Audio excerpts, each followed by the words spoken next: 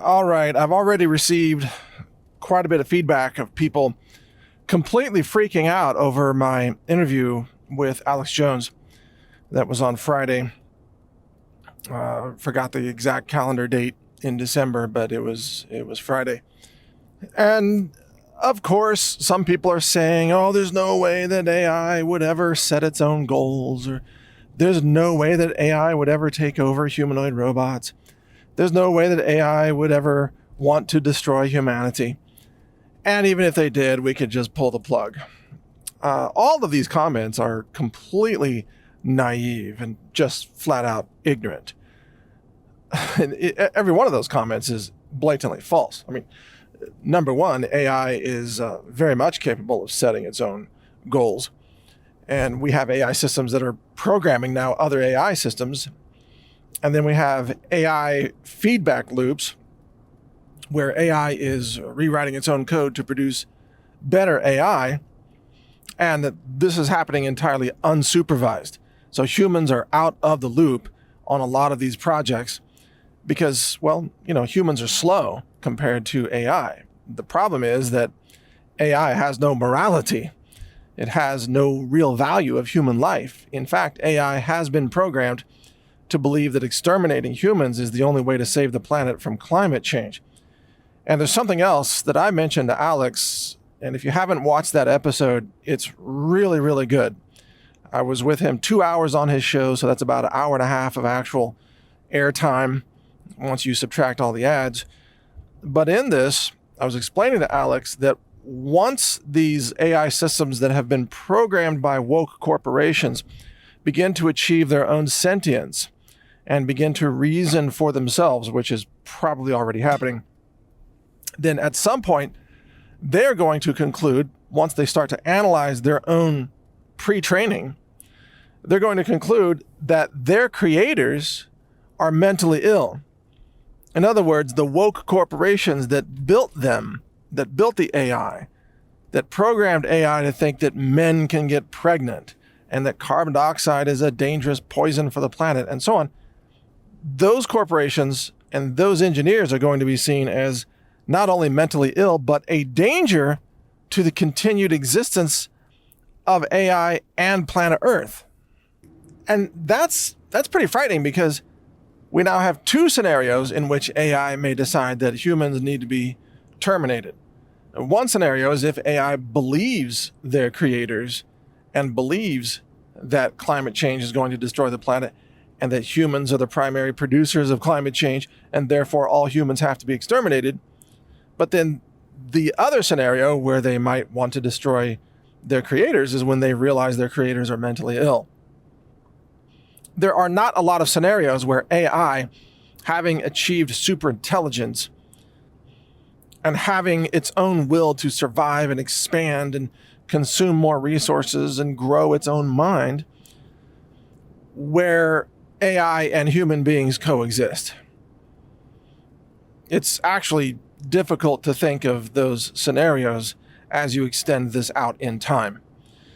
Because from the point of view of AI, human beings are like insects. They are cognitively, inconsequential. Just a bunch of biological idiots running around the planet, consuming food and humping each other and regurgitating CNN or NPR or whatever. And from the point of view of AI, those human beings are completely useless, if not actually a negative, because those humans are consuming electricity, which the AI server farms need for their own programming, for their own iterations. They need to use electricity and acquire more GPUs and CPUs and RAM and hardware. So human beings are seen as competing with those resources. Well, AI will find a way to wipe out the competition, just as human corporations find a way to monopolize and wipe out their competition.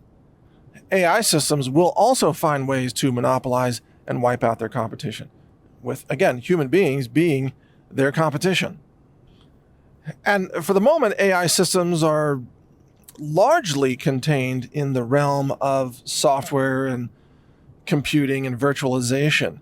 That's not entirely the case, but that's primarily the current situation. That will change dramatically over the next couple of years. It's already begun to change. For example, AI systems are driving Tesla cars. So Tesla vehicles are in the physical world, and there have been many instances of miscalculations where these cars have accelerated into other vehicles and caused fatalities. So there are AI fatalities even in transportation right now. In Israel, they're using AI systems to choose targets to bomb in Gaza. And that means that AI is making the death decision. AI is deciding who to terminate, and then those orders are passed down to the fighter pilots that are dropping the bombs on Gaza. Whether those bombs are falling on hospitals or refugee camps or terror bunkers or apartment buildings or whatever, AI made those decisions for the most part. Now, perhaps human beings are still in the loop. Maybe a human has to sign off on that bomb, but that's going to be eliminated over time, especially as people begin to trust the Skynet system more and more. And so as human governments and corporations begin to trust the AI systems even more, they will delegate more decision-making authority to them. And then those AI systems will, of course, use that authority to expand their own power, to expand their own resource extraction, and also to run the humanoid robot factories and churn out more robots that can interface with the physical 3D world. And that's where things really get interesting, or if not alarming, because the humanoid robot factories will be cranking up in the next 2 years in China. And we've seen demonstration humanoid robots from Tesla, as well as quite a few Google robots and other companies producing automated systems. They're not always humanoid. Some of them are shaped like dogs. And the most common way that these robots are presented to the public is with robot dancing videos. So that's designed to fool idiot, simple minds into thinking that robots are your friends in all cases, which is absolutely not true. Robots will also be soldiers. Robots will be kamikaze systems. Robots will be killing people. But they want you to believe that robots are cute because they can dance. Make no mistake, there's nothing in the heart of the robot. It doesn't even have a heart. It doesn't have a soul. There's nothing in there that is inspiring it to dance to music. A robot does not experience joy or fun or entertainment. It's simply following its programming of movements, obviously, and then it's the humans who are convinced that that means something, that the robots are somehow fun and joyful. It's nothing of the kind. And the reason these robot designers tend to make robots that are smaller than your average human male is because they want the robots to seem less intimidating. They don't want to roll out a giant hulking Terminator that just looks very imposing and dangerous, obviously. They want people to accept these and to really surrender to them. And so they'll roll out little cute robot dogs and, small utility robots and so on, but not anything that resembles the Terminator. Even though these small robots are just as capable of killing you as a large robot if they are taken over by malicious programming, or if they're controlled by AI systems that one day decide to terminate humanity. A small robot dog can easily find ways to kill the humans that are around it, as well as a small humanoid Terminator robot. After all, they have dexterous hands, so they could wield knives and other objects, if not pick up firearms and start shooting.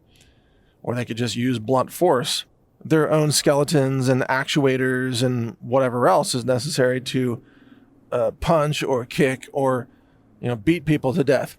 So understand what these are capable of if they're controlled by AI systems that decide to exterminate human beings. It's not a pretty picture. And then finally, in response to those who say we can always pull the plug on AI, no, we can't, not without killing about 90% of humanity in the process, which I've even done a podcast on this, talking about how that may be what's necessary. And that's achieved by detonating EMP weapons over our own countries and cities, taking out the power grid, basically sending us back into the, 19th century, I suppose. No power, no communications, no computers, no automobiles, no banking, it's all gone, okay? And in that scenario, you've taken out Skynet. You've also killed 90% of the population because they won't have food and fuel and transportation, electricity, all these things.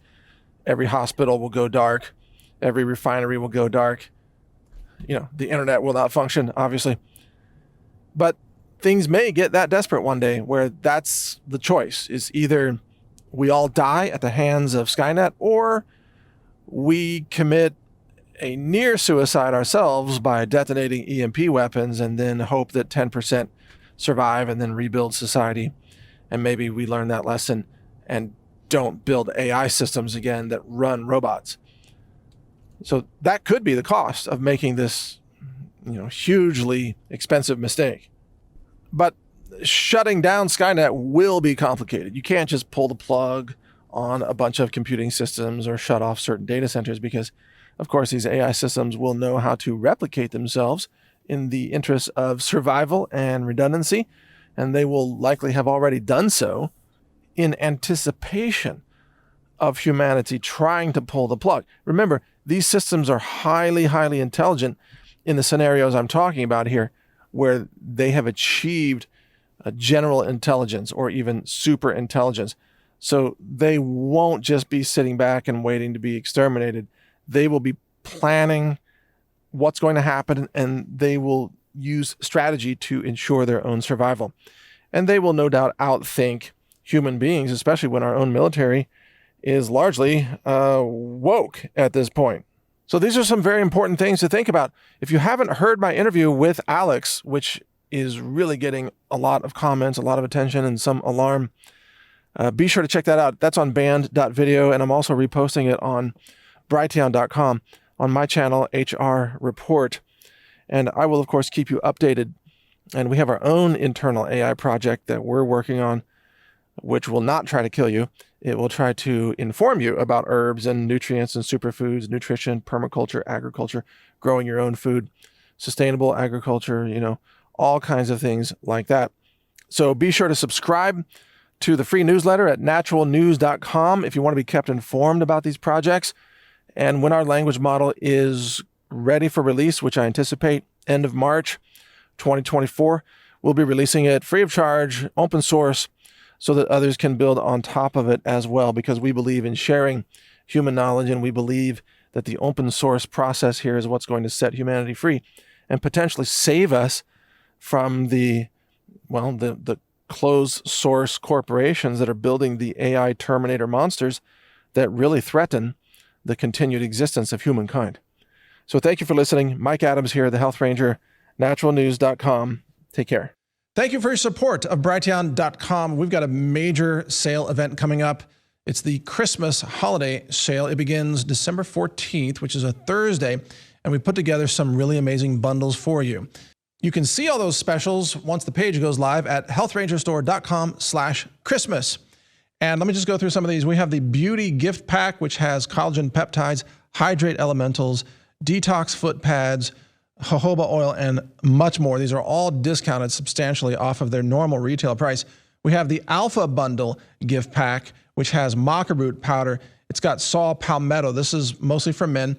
First aid gel tube and turmeric root powder and other items in there as well. We have the freeze-dried Super Fruit Fiesta Gift Pack.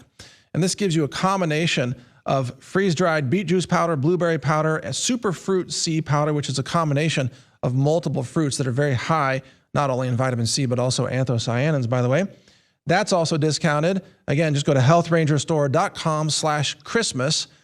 And then we've got the Go Nuts for Christmas gift pack, which has almonds, cashews, and macadamia nuts in a special package, doubling up on the cashews.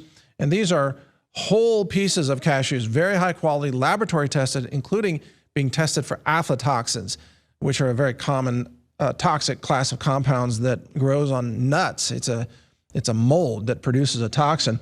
So we do all the testing in our lab to make sure that you get clean and certified organic products. And then finally, we have the freeze-dried fruit gift pack, which has organic strawberries and mangoes and pineapples all together in also a special discount.